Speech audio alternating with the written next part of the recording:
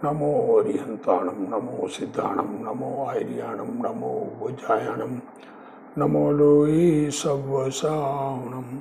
मंगलम भगवान वीरो, मंगलम गौतमो गणी, मंगलम कुंद कुंदार्यो, जैन धर्मोस्तु मंगलम। सर्वमंगल मांगल्यम, सर्वकल्याणकारकम, प्रधानम सर्वधर्माणम, जैनम जयतु शासनम। नमो तीर्थनायक ने, नमो ओंकार नाद ने, ओंकार संगर्यो जैने, नमो ते कुंद कुंद ने। अहो उपकार जिन वर्णो, कुंदनो ध्वनि दिव्यनो, जिन कुंद ध्वनि आप्या, अहो ते गुरु कहाननु। मंगलमय मंगल करण, वीतराग विज्ञान, नमो ताहि जाते भय, अरहंतादि महान। करि मंगल करियो महा, ग्रंथ करण को काज, जाते मिले समाज सब, पावे निज पद राज। मिथ्या भाव अभाव ते, जो प्रगटे निज भाव, सो जयवंत रहो सदा, यही मोक्ष उपाय। सो निज भाव सदा सुखद, अपनो करो प्रकाश, जो बहुविधि भव दुख निके, करिए सत्यानाश। इस भव के सब दुखन के, कारण मिथ्या भाव, तिनकी सत्ता नाश करी, प्रगटे मोक्ष उपाय। इष्ट अनिष्ट की मिथ्या कल्पना। मोक्ष मार्ग प्रकाशक पूज्य गुरुदेव श्री कांजी स्वामी के प्रवचन, भाग 1, पेज नंबर 413। ये इष्ट अनिष्ट की मिथ्या कल्पना करता है जीव। पदार्थ जगत में कोई इष्ट अनिष्ट है नहीं। पदार्थ पदार्थ हैं, सब पदार्थ अपने में परिणमन करते हैं। उनमें से अज्ञानी जीव उनमें इष्ट अनिष्ट की मिथ्या कल्पना करता है। उसका कथन चलता है, उसमें कोई पदार्थ इष्ट रजिस्टर्ड नहीं है कि ये इष्ट है ये अनिष्ट है, ऐसा रजिस्टर्ड नहीं है। इष्ट अनिष्ट की मिथ्या कल्पना करके राग द्वेष करता है, जो कि खोटा है। तथा इसी प्रकार एक जीव को भी एक ही पदार्थ किसी काल में इष्ट लगता है। देखो, इष्ट अनिष्ट मिथ्या कल्पना करते हैं ना, तो वो एक पदार्थ है, वो किसी को इष्ट है किसी को अनिष्ट है, तो वो इष्ट अनिष्ट एकांत नहीं हुआ। इसका मतलब उसमें कल्पना करने वाला ही कल्पना करता है इष्ट अनिष्ट की। अब सेकंड बात कर रहे हैं कि एक जीव को भी एक पदार्थ किसी काल में इष्ट लगता है। एक पदार्थ कभी मुझे अच्छा लगता है और कभी बुरा लगता है, किसी काल में अनिष्ट लगता है। तथा वह जीव जिसे मुख्य रूप से इष्ट मानता है, वह भी अनिष्ट होता देखा जाता है। देखो, इष्ट मानता है वो अनिष्ट हो जाता है। कोई पैसा होना इष्ट है, पर इनकम टैक्स की रेड पड़े तो, इत्यादि जानना। जैसे शरीर इष्ट है, परंतु रोगादि सहित हो तब अनिष्ट हो जाता है। पुत्रादि की इष्ट है, परंतु कारण मिलने पर अनिष्ट होते देखे जाते हैं, इत्यादि जानना। तथा यह जीव जिसे मुख्य रूप से अनिष्ट मानता है, वह भी इष्ट होता देखते हैं। देखो क्या कह रहे हैं, मुख्य रूप से बुरा मानता है, पर वो भी कभी कभी अच्छा होता है। कैसे? जैसे गाली अनिष्ट लगती है, गाली कोई दे तो बुरी लगती है, पर ससुराल में इष्ट लगती है, इत्यादि जानना। इस प्रकार इस पदार्थ में इष्ट अनिष्टपना है नहीं। यदि पदार्थ में इष्टपना होता तो जो पदार्थ इष्ट होता वह सभी को इष्ट होता। एक बात, जो इष्ट होता वो सभी को इष्ट होता, जो अनिष्ट होता तो वह सबको ही अनिष्ट होता, और इष्ट होता वो सर्वकाल इष्ट होता, अनिष्ट होता वो सर्वकाल अनिष्ट होता। पर ऐसा है नहीं। ये जीव कल्पना द्वारा उन्हें इष्ट अनिष्ट मानता है, सो ये कल्पना झूठी है। अब गुरुदेव श्री इसका खुलासा कर रहे हैं। देखो, एक ही जीव को कोई पदार्थ किसी काल में इष्ट लगता है, और वही पदार्थ किसी काल में अनिष्ट लगता है। सर्दी में गर्म कपड़ा अच्छा लगता है, वही गर्मी में बुरा लगता है। हाँ, क्या कहें, बढ़िया से बढ़िया रजाई लेके आए, और गर्मी पड़ रही है, ओढ़ने के लिए बोले तो बुरा लगता है। सर्दी में गर्म पानी अच्छा लगता है और भाई गर्मी में बुरा लगता है। वस्तु तो वह की वही है, एक ही पदार्थ, कभी इष्ट कभी अनिष्ट। सेम टेम्परेचर 28-29 डिग्री का टेम्परेचर सर्दी में हो तो बुरा लगता है, गर्मी में हो तो अच्छा लगता है। वस्तु तो वह की वह ही है यार। यह जीव जिसे मुख्य रूप से इष्ट मानता है वह भी अनिष्ट होता देखने में आता है। जैसे शरीर अच्छा लगता है वही रोग होने पर अनिष्ट लगता है। जो शरीर विषय भोग के समय अच्छा लगता था उसी शरीर में जीवाणु पड़ जाने पर वह बुरा लगता है। आहा, भोग के काल में भोगों का भाव है तो शरीर जो अच्छा लगता था शरीर, वो शरीर अगर बीमार हो जाए तो बुरा लगने लग जाता है। जो पदार्थ अनुकूलता के समय इष्ट लगता था वही पदार्थ प्रतिकूलता के समय अनिष्ट लगता है। अतः पदार्थ इष्ट अनिष्ट नहीं है। एक बात तो ये निश्चित है कि पदार्थ इष्ट अनिष्ट नहीं है। पदार्थ स्वयं अपने में परिणमन करते हैं। कोई पदार्थ बुरा और कोई पदार्थ अच्छा है नहीं। अगर हमने ऐसी कल्पना की है मिथ्यात्व के कारण, उससे हम दुखी है और हमारे अंदर राग द्वेष की उत्पत्ति होती है। परंतु स्वयं राग द्वेष करके कल्पना करता है जो कि व्यर्थ है। पर पदार्थ उनके कारण परिणमते हैं। स्वयं ज्ञाता दृष्टा रहना और अपूर्ण दशा में अपनी कमजोरी वश राग आवे उसे भी जानना। देखो क्या बहुत बढ़िया पॉइंट कहा है। पर पदार्थ अपने कारण परिणमते हैं। मैं चैतन्य भगवान आत्मा जानने देखने वाला हूं और जानने देखने वाले में पूर्ण एकाग्रता नहीं होने पर जो राग द्वेष होते हैं वो मेरी कमजोरी है, मेरी वीकनेस है। मेरे में स्वरूप एकाग्रता पूर्ण नहीं होने से मुझे राग द्वेष होते हैं। ये भी ज्ञान का विषय है। वो राग द्वेष भी इष्ट अनिष्ट नहीं है। इस प्रकार सच्ची समझ करना ही सुखी होने का उपाय है। आत्मा के सिवाय पर पदार्थ ज्ञान के गेय है।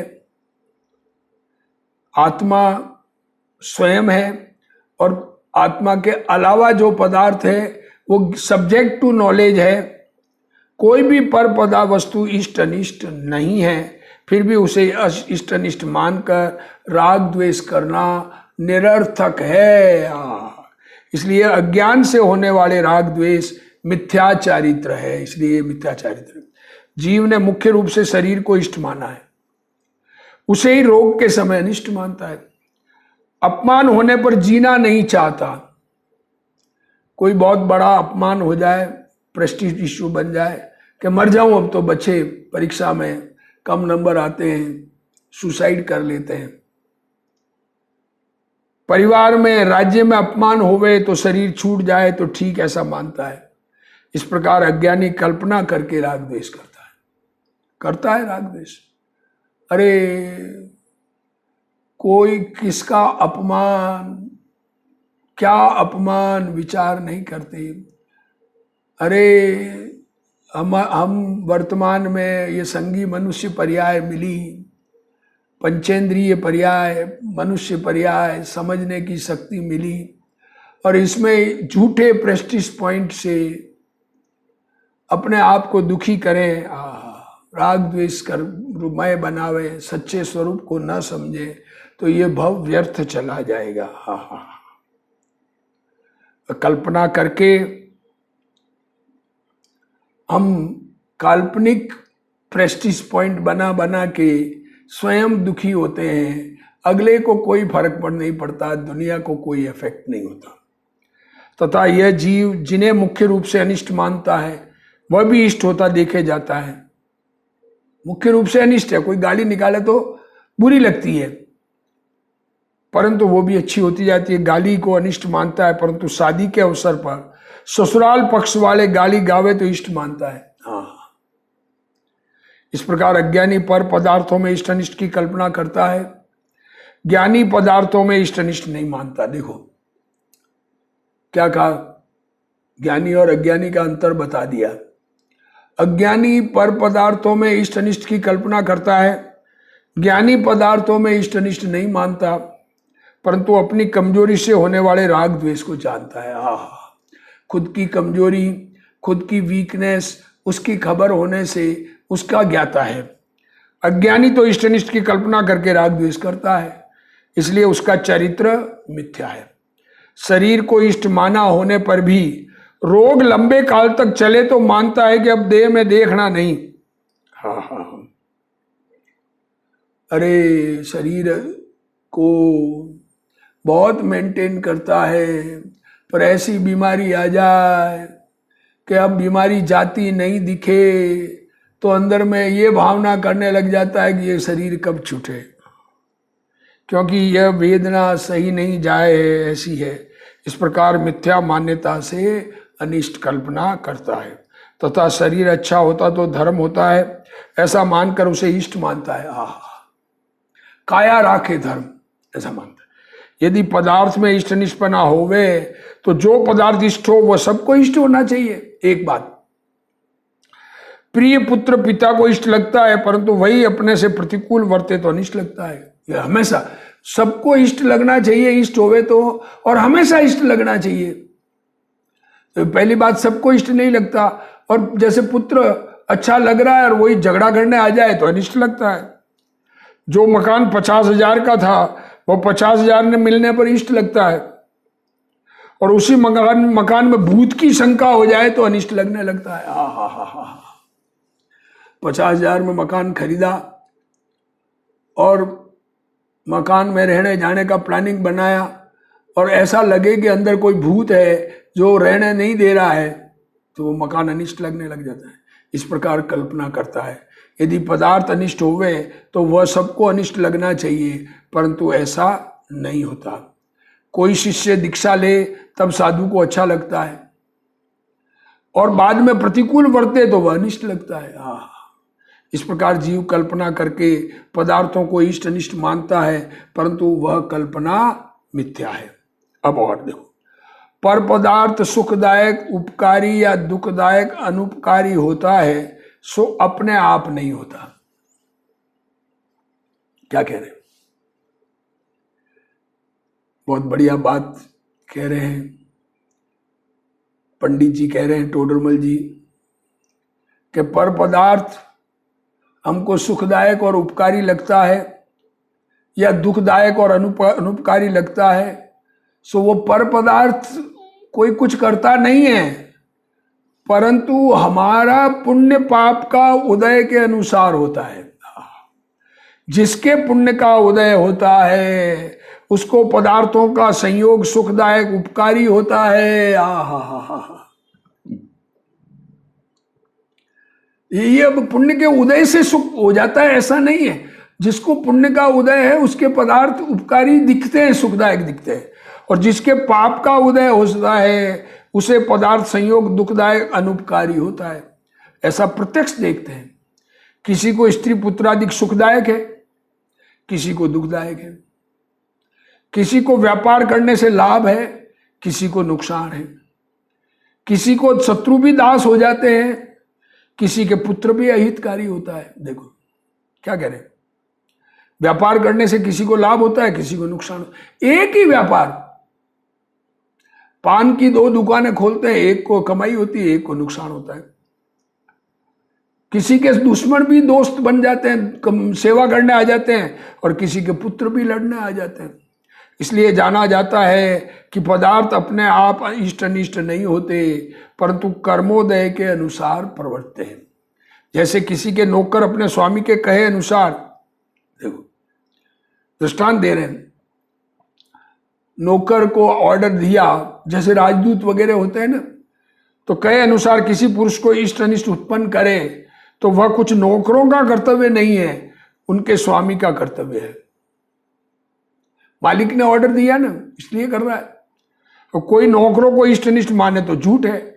उसी प्रकार कर्म के उदय से प्राप्त हुए कर्म के अनुसार जीव को इष्ट अनिष्ट उत्पन्न करे, वह कोई पदार्थ का कर्तव्य नहीं है, कर्म का कर्तव्य है, हालांकि वास्तव में तो कर्म का भी क्या कर्तव्य है। यदि पदार्थों कोई इष्ट अनिष्ट माने तो झूठ है, ये हमारी मान्यता ही झूठ है। इसलिए यह बात सिद्ध हुई कि पदार्थों को इष्ट अनिष्ट मानकर उनमें राग द्वेष करना मिथ्या है। अब गुरुदेव श्री इसको खुलासा कर रहे हैं। वे पदार्थ सुखदायक उपकारी होते हैं अथवा दुखदायक अनुपकारी होते हैं, सो अपने आप नहीं होते, परंतु पूर्व के पुण्य पाप के अनुसार होते हैं। अनुकूल पदार्थ मिलना पुण्य के अधीन, अर्थात उस पदार्थ की अवस्था तो उसके कारण होती है। देखो, पदार्थ की अवस्था तो उसके अनुसार होती है। हमारे पुण्य का उदय होता है तो वो पदार्थ हमको अनुकूल लगते हैं, परंतु पुण्य कर्म उसमें निमित्त है, तथा प्रतिकूल पदार्थ के मिलने पर पाप कर्म निमित्त है। पूर्व में साता वेदनीय कर्म बांधा होवे तो नौकर मकान आदि सुखदायक उपकारी होते हैं, और असाता वेदनीय कर्म बांधा होवे तो लड़के लड़कियां नौकर आदि प्रतिकूल दुखदायक होते हैं। सेठ को अच्छा नौकर मिला हो तो प्रीति करता है, नौकर अच्छा मिला हो, कहा काम करे, कुछ कमा के लाके दे, और वही नौकर अलग होकर सामने दुकान लगा दे तो उसे दुखदायक और अनुपकारी मानता है। अरे आज तक उसे सब सिखाया और अब मेरे ही सामने दुकान लगाता है, इस प्रकार द्वेष किया करता है। परंतु यह सब पूर्व कर्मानुसार होता है, ऐसा नहीं देखता। हा, क्या कह रहे हो। हमारे कर्म का उदय जैसा हो उसके अनुसार होता है, ऐसा देखता नहीं। जैसे कुत्ता लकड़ी मारने वाले को तो देखता नहीं और लकड़ी पर द्वेष करता है, उसी प्रकार अज्ञानी पर जीवों के प्रति राग द्वेष करता है, परंतु संयोग अपने पूर्व कर्म के अनुसार मिलते हैं। यह इस बात को नहीं देखता। जो स्त्री प्रिय पुत्र प्रिय लगते थे वे ही विपरीत परिणमे तब खेद खिन्न होता है। अतः पदार्थों में इष्ट अनिष्ट पने की मिथ्या का मान्यता मिथ्या है। किसी को व्यापार करने से लाभ होता है तो वह पुण्य के उदय के कारण होता है, चतुराई के कारण नहीं। तथा पाप के उदय से नुकसान होता है, वह आई हुई वस्तु भी चली जाती है, वह परजीव का प्रयत्न काम नहीं आता। परमे जीव का प्रयत्न काम नहीं आता। फिर भी अज्ञानी जीव पर पदार्थों को इष्ट निष्ठ माना करता है। वह तो पूर्व के कर्मों को मानता है और न मैं ज्ञाता हूं ऐसी श्रद्धा ही करता है। देखो, न तो पूर्व कर्मों को मानता है अज्ञानी और न मैं ज्ञाता हूं ऐसी श्रद्धा करता है, अतः पर वस्तु को इष्ट निष्ठ मानकर राग द्वेष होते हैं, वह मिथ्या चारित्र है। और ज्ञानी को अपनी अस्थिरता के कारण जो राग द्वेष होते हैं वह चारित्र का दोष है। देखो, ज्ञानी को राग द्वेष होते हैं वो चारित्र का दोष है, और अज्ञानी उन राग द्वेष को अपने मानकर करता है, करने लायक मानता है, लाभदायक मानता है, इसलिए वो मिथ्या चारित्र है। पाप के उदय से स्त्री पुत्रादि भी अहितकारी होते हैं और पुण्य के उदय से शत्रु भी मित्र बन जाता है। देखो, रावण जैसा महामानव भी लक्ष्मण के सामने दीन हो गया। रावण जैसा महामानव विद्याधर थे और लक्ष्मण सामान्य मनुष्य थे, उनके सामने दीनहीन हो गया। यहां स्पष्ट बात लिखी है कि धनादि संयोग साता वेदनीय के निमित्त से मिलते हैं, और जो सुख दुख की कल्पना करता है वह मान्यता में दर्शन मोहनीय निमित्त है। और उस प्रकार के राग द्वेष में चारित्र मोहनीय निमित्त है। साग चारित्र मोहनीय और दर्शन मोहनीय। सुख दुख की कल्पना दर्शन मोहनीय से और राग द्वेष चारित्र मोहनीय से। इससे जाना जाता है कि पदार्थ स्वयं इष्ट अनिष्ट रूप नहीं, वरन वे कर्म के उदय के अनुसार वर्तते हैं। जैसे किसी का नौकर अपने स्वामी की इच्छा अनुसार किसी पुरुष को इष्ट अनिष्ट उपजावे। किसी राजा के पास अन्य राजा का नौकर जाकर विरुद्ध बोले, ऐसे दूत वगैरह आते थे ना, इष्ट अनिष्ट उपजावे, तो वह नौकर का कार्य नहीं है, उसको सजा नहीं दी जाती है, लड़ाई तो राजा से की जाती है। जैसे नौकर से सिंहासन को लात मारने को कहे तो वह नौकर का कर्तव्य नहीं किंतु उसके स्वामी का कर्तव्य है। राजा कहे नौकर को उस सिंहासन को लात मारो, वो मारे, तो वो तो राजा का कर्तव्य, नौकर का नहीं है। वैसे ही पदार्थों के संबंध में समझना, ज्ञानी को राग द्वेष होते हैं परंतु वह पर के कारण राग द्वेष नहीं मानता और राग द्वेष से लाभ नहीं मानता, अतः उसको मर्यादित राग होता है। यहाँ कहा है कि जो नौकर राजा का अपमान करता है उसे मारना वह राजनीति नहीं है। देखो क्या कह रहे हैं, राजदूत आते हैं ना, उनको मारा नहीं जाता है, अवध्य कहे जाते हैं, क्योंकि वो अपमान नौकर का कर्तव्य नहीं है परंतु उसके स्वामी का कर्तव्य है।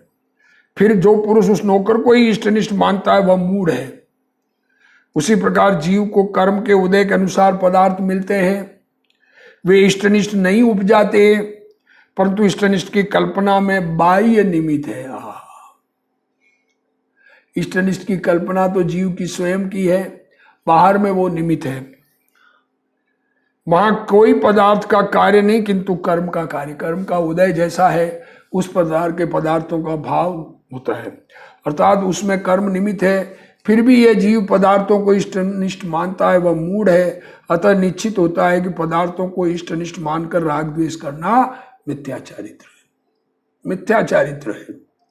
समकिति युद्ध करने जाता है, अब देखो सम्यक दृष्टि धर्मात्मा की बात कर रहे हैं, वो लड़ाई करने जाते, वहां युद्ध में मनुष्यों का संहार करते दिखे तो भी वह पदार्थ के कारण राग द्वेष नहीं मानता।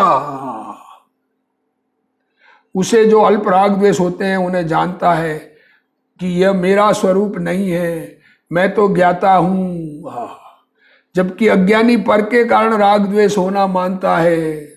शरीर अनुकूल होवे तो धर्म हो, ऐसा मानकर शरीर को इष्ट मानता है, और शरीर में रोग आए तो व्रत व सामायिक नहीं होती, ऐसा मानकर रोगी शरीर को अनिष्ट मानता है।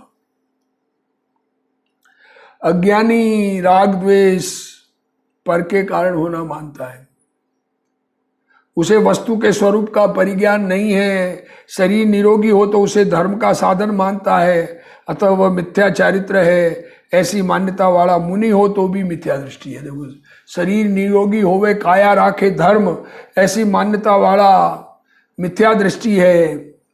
यहाँ कोई कहे कि बाह्य वस्तुओं का संयोग कर्म निमित्त से बनता है, तब कर्मों में तो राग द्वेष करना। अब देखो, अब ये प्रश्न ये होता है कि जब बाह्य वस्तु कारण नहीं है पर कर्म कारण है, तो जिस प्रकार राजदूत वध्य नहीं पर सामने वाला राजा तो लड़ाई के लायक है कि नहीं है, क्या कह रहे, बाह्य वस्तुओं के प्रति राग द्वेष नहीं करना क्योंकि वे तो कर्म के निमित्त से मिलती है, तो कर्मों के प्रति तो राग द्वेष करना ना। समाधान, कर्म तो जड़ है,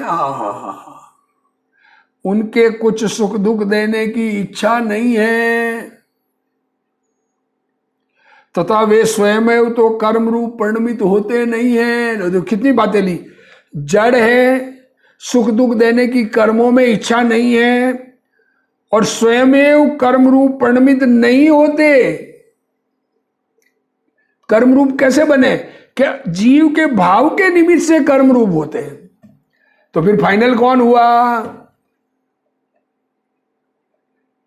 फाइनल तो खुद ही हुआ ना।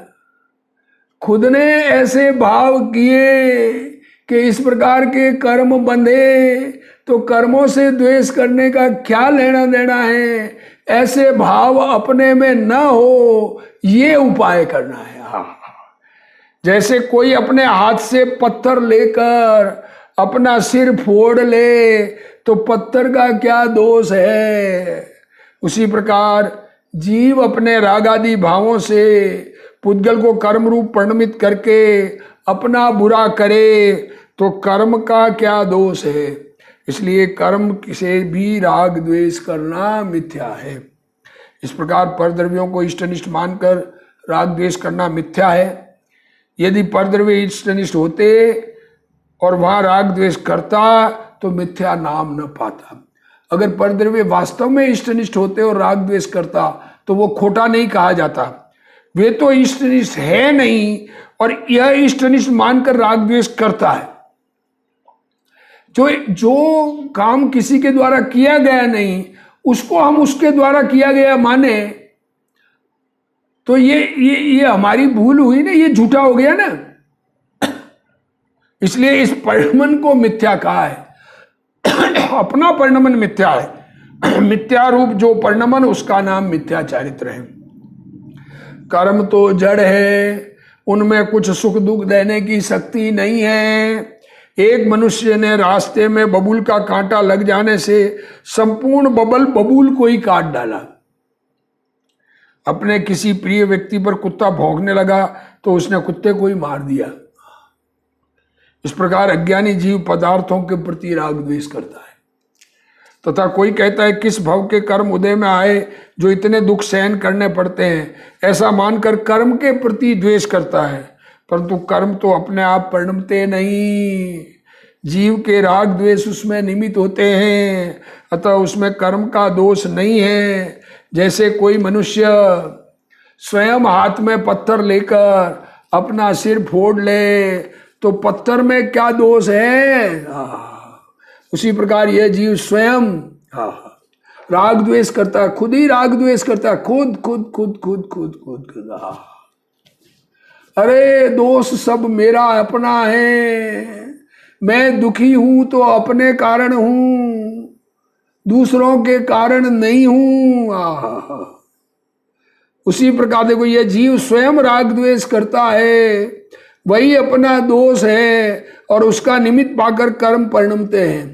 ऐसा सहज निमित्त नैमित्तिक संबंध है, परंतु दोनों एक दूसरे के अधीन नहीं है।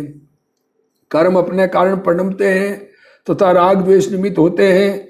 यहाँ कहना यह है कि जीव राग द्वेष करता है तो कर्म बंधते हैं। व्यापारी खराब माल दे, उसमें व्यापारी खराब भाव करता है, वह उसका दोष है। ग्राहक को खराब माल मिले, देखो बाजार में गए, किसी ने हमको नकली नोट दिया, फटा हुआ नोट दिया, वो देने वाले का दोष है। हमको मिला तो हमारे पाप का वैसा उदय है। उसमें ग्राहक के उस प्रकार के कर्म का देखो क्या कह रहे हैं, देने वाले को खराब भाव माल देने का भाव आया, उससे उसको पाप बंद हुआ, पर हमको खराब माल मिला तो हमारे पाप का उदय है। उसमें ग्राहक के उस प्रकार के कर्म का निमित्त है। अब पाप पुण्य जो भी कर्म का निमित्त है। इस प्रकार जीव स्वयं राग द्वेष करके कर्म बांधता है और अपना ही बुरा करता है। इसमें कर्मों का दोष नहीं है, अतः कर्मों से भी राग द्वेष करना मिथ्या है। अंदर में राग द्वेष की उत्पत्ति होनी ही खोटी है। राग द्वेष से एकत्व बुद्धि ही खोटी है। हमारा है ही नहीं, हमारा किया नहीं है, हमने बनाया नहीं है, हमारे अज्ञान भाव से हो रहा है। तो अपने को ज्ञान करना, और क्या इलाज क्या? इस प्रकार परद्रव्यों को इष्ट में इष्ट मानकर राग द्वेष करना मिथ्या है। यदि परद्रव्य इष्ट अनिष्ट होते और जीव राग द्वेष करता होता तो मिथ्या चारित्र नाम नहीं पाता, परंतु वे पदार्थ अनुकूल प्रतिकूल है नहीं, यह जीव ही उन्हें इष्ट अनिष्ट मानता है और राग द्वेष करता है। इस कारण इसके परिणाम को मिथ्या कहा है। मिथ्या रूप जो परिणमन, उसी का नाम मिथ्या चारित्र। खोटा परिणमन, जो परिणमन होने लायक नहीं, जिसका कोई सेंस नहीं है। किसी जीव के पाप का उदय आया इसलिए शत्रु को द्वेष हुआ, ऐसा नहीं है। पाप का उदय आया इसलिए शत्रु को द्वेष हुआ, ऐसा नहीं है। जीव स्वतंत्र रूप से राग द्वेष करता है और सामने वाले जीव को प्रतिकूलता असाता का उदय से मिलती है। क्या कहें, स्वयं स्वतंत्र रूप से अपने राग द्वेष करता है, अगले को साता असाता उसके उदय से मिलती है। तथा मित्र अनुकूल वर्तता है, वह पुण्य के कारण अनुकूल नहीं है वर्तता। मित्र अनुकूलता के परिणाम करके अपने कारण से करता है और अपने को अनुकूल संयोग मिलते हैं, वे स्वयं के पुण्य कर्म के कारण मिलते हैं। व्यापारी अच्छा माल बताकर खराब माल दे तो वो वैसा खराब माल मिलना अपने पाप कर्म के कारण होता है।